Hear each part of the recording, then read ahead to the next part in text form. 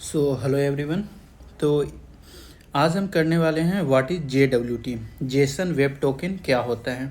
इसमें हम जानेंगे सिंपल स्टोरी द्वारा कि जेसन वेब टोकन क्या होता है, कहाँ कहाँ पर हम जेसन वेब टोकन को यूज़ करते हैं, क्या इंटरनल स्ट्रक्चर होता है जेसन वेब टोकन का, और हम कुछ क्वेश्चंस को करेंगे कि हमारा जेसन वेब टोकन होता क्या है, टोकन होता है जो किस तरह से ऑथेंटिकेशन करता है और किस तरह से वर्क करता है, कहाँ कहाँ पर हम वेयर शुड JW2 स्टोर, कहाँ पर जेसन वेब टोकन है जो स्टोर होता है, क्या अगर हमारा जेसन वेब टोकन स्टोलन हो जाए तो उस टाइम पे क्या होता है, क्या हमारा सर्वर वैलिडेट करता है जेसन वेब टोकन को या नहीं, इन सब क्वेश्चंस को भी देखेंगे। तो चलिए शुरू करते हैं। तो सबसे पहले हमारा है व्हाट इज़ JWT। तो इसे हम एक सिंपल स्टोरी द्वारा समझते हैं कि यह आखिर होता क्या है। तो जेसन वेब टोकन है जो लेट्स आप इमेजिन करो कि आप किसी क्लब में गए हों और वहाँ पे क्लब में जाते ही आप जैसे एक आईडी कार्ड, लेट्स आप 18+ हो, इसके लिए आप क्या देते हो, किसी अगर क्लब में जाते हो या होटल में जाते हो तो आप अपना आधार कार्ड शो करते हो। लेट्स वो ऐसा क्लब है जहाँ पर हम जाते हैं और वहाँ पर हमारे हाथ पे कोई बैंड लगा दिया। Just like simply Jason web token भी ठीक इसी तरह से काम करता है।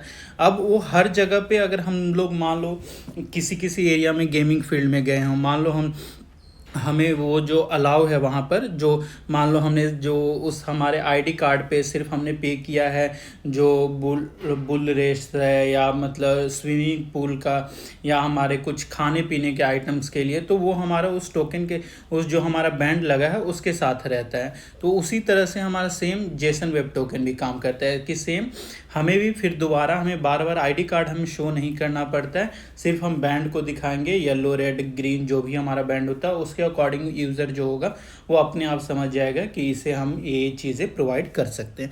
ठीक उसी तरह से जेसन वेब टोकन हमारा काम करता है। सबसे पहले जेसन वेब टोकन होता क्या है। JSON web token is a secure way to transmit data between client and server as a JSON format. ये हमारा सिक्योर वे में क्लाइंट को जो सर्वर से डेटा लेके क्लाइंट को हमारा प्रोवाइड करता है जेसन फॉर्मेट में। It is mainly use for authentication and authorisation, कि ये हमारा मेनली जब हम यूज़र को वैलिडेट करना हो, ऑथेंटिकेट करना हो कि यूज़र हमारा वैलिड है या नहीं उसके लिए, और कहाँ कहाँ पर उसे एक्सेस देना है, इस चीज़ के लिए हम यूज़ करते हैं। कहाँ कहाँ पर हम इसे यूज़ करते हैं, तो हम इसे यूज़ करते हैं लॉगिन सिस्टम के लिए, API ऑथेंटिकेशन के लिए यूज़ करते हैं, माइक्रो सर्विसेज में यूज़ करते हैं, और सिंगल साइन इन जहाँ पर हमारा सिंगल SSO लॉगिन होता है वहाँ पर भी हम जेसन वेब टोकन का यूज़ करते हैं। नेक्स्ट हमारा स्ट्रक्चर क्या है जेसन वेब टोकन का।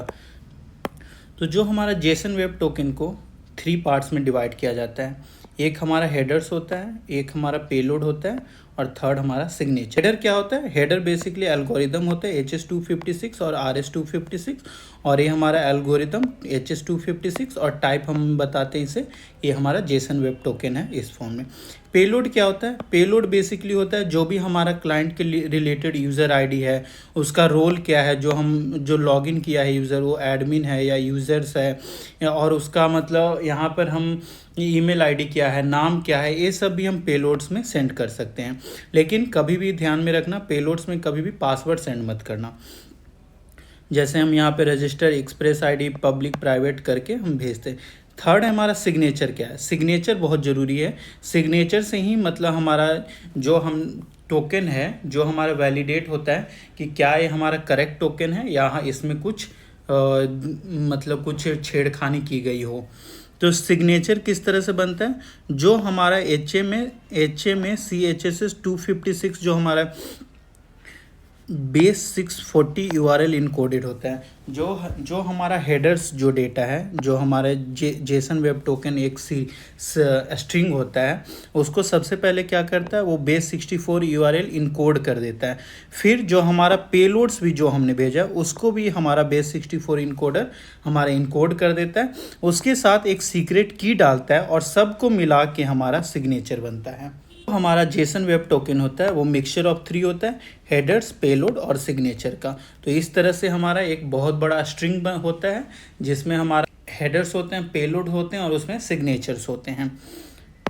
नेक्स्ट अब इस पे कुछ क्वेश्चन देख लेते हैं कि हमारा what is JWT token. Jason web token is a stateless authentication mechanism. Stateless कहने का क्या मतलब है? स्टेटलेस कहने का ये मतलब है कि ये हमारा सर्वर पे हमारा टोकन को स्टोर नहीं करता है, इसलिए स्टेटलेस है। Where a token containing user data is sent with each request and verified using a digital signature. कि जब भी हमारा यूज़र जो होता है वो हमारा डेटा सेंड करता है तो वो हमारा डिजिटली वेरीफाइड होके उसे ऑथोराइजेशन या एक्सेस ग्रांट करता है। अब है इज JWT इनक्रिप्टेड। क्या हमारा JWT इनक्रिप्टेड है? तो नहीं, JWT इनक्रिप्टेड नहीं है, ये इनकोडेड है। और ये किस फॉर्मेट में इनकोडेड है? ये हमने यहाँ पर देखा था, base64 URL इनकोडर हम यूज़ करते हैं इसको इनकोड करने के लिए। जो एनीवन हमारा जो भी कोई भी है जो हमारा रीड कर सकता है पेलोड्स को, बट अगर तो हमारा मॉडिफाई करेगा हमारे यूआरएल को तो वो हम उसमें पकड़ा जाएगा सिग्नेचर में। सिग्नेचर में किस तरह से पकड़ा जाएगा कि मान लो यूज़र आईडी को 101 की जगह 999 कर दिया और इस तरह से भेज दिया, तो यहाँ पर बेस यूआरएल जो सिग्नेचर है वो हमारा बदल जाएगा। हमारा हेडर सेम रहेगा, पेलोड भी सेम रहेगा, बट हमारा सिग्नेचर है जो अब उसने यूज़र आईडी या मान लो एक वो सिंगल वर्ड भी अगर उसने चेंज कर दिया तो सिग्नेचर हमारा चेंज हो जाएगा। सिग्नेचर जैसे ही चेंज हो जाएगा बैकएंड से जो हमारा फ्रंट एंड जब भी हमारा कुछ भी एक्सेस करने को कोशिश करेगा तो हमारा बैकएंड करेगा ये हमारा JWT टोकन है जो हमारा वैलिडेट नहीं हो रहा है, तो इसलिए लॉग आउट कर दो इसे या उसे एक्सेस मत दो।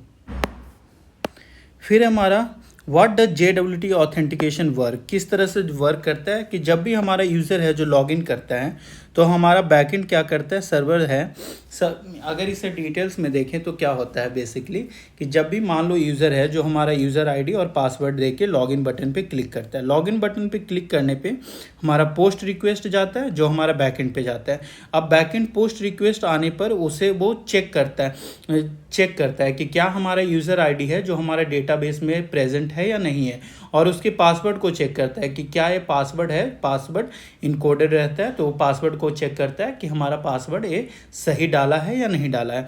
अगर वो वेरीफाई हो जाता है कि हाँ सही है तो बैकएंड क्या करता है, एक जेसन वेब टोकन जनरेट करता है और वो जेसन वेब टोकन हमारा पेलोड के साथ जो भी हम रिक्वेस्ट भेज रहे हैं उसके साथ वो सेंड कर देता है यूज़र को। अब वो पेलोड हमारा जनरेट करके टोकन सेंड कर दिया, अब सर्वर टोकन सेंड कर दिया। अब मान लो अब हमें कुछ भी एक्सेस करना है हमारे ऐप्स पे कि हमें सेटिंग में जाना है या किसी चीज़ को ओपन करना है या कुछ भी डैशबोर्ड चेक करना है, पेमेंट चेक करना है, तो वो फिर हमारा बार बार जो भी हमारा रिक्वेस्ट होगा उस पर हमारा चेक करेगा कि क्या हमारा जेसन वेब टोकन जो हमने सेंड किया था वही वाला है या कुछ उसने उसमें कुछ गड़बड़ी किया है। अगर तो वही रहेगा तो वो एक्सेस कर पाएगा उस ऐप को, अगर वो चेंज कर देगा तो वो फिर उसे एक्सेस नहीं कर पाएगा।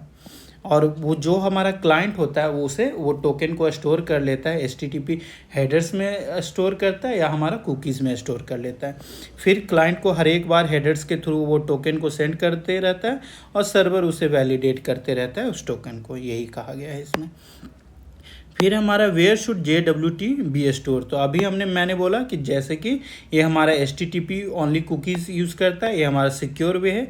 अगर तो हम लोकल स्टोरेज में यूज़ करते हैं तो कोई भी हमारा जैसे लोकल स्टोरेज में हम अगर स्टोर करते हैं तो जो भी हमारा इंस्पेक्ट करके कुछ भी क्वेरी चला के .get local storage and token को हमारा गेट कर सकता है, तो ये लेस सिक्योर होता है। तो बेस्ट है कि HTTP ओनली हम कुकीज़ को ही यूज़ करें। नेक्स्ट हमारा what happen if JWT token अगर कोई चोरा लेता है हमारा जेसन वेब टोकन।